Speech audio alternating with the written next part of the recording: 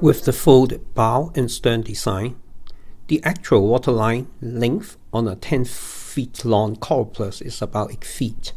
If I use the fixed bow and stern design, I can extend that to about 9 feet 9 inches. The fixed bow design I tried is very simple. Again, clean the surface with alcohol. I glued the front together.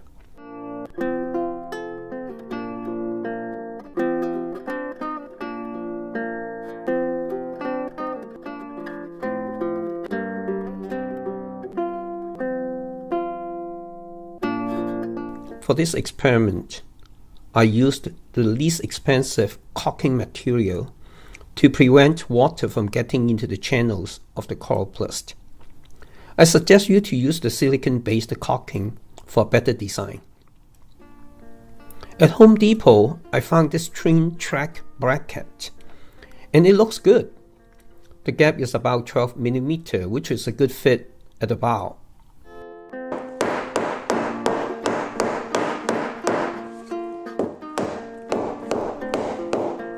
I drilled extra screw holes to secure the bracket onto the bow. I add one more screw as an insurance to relieve the stress on the glued bow.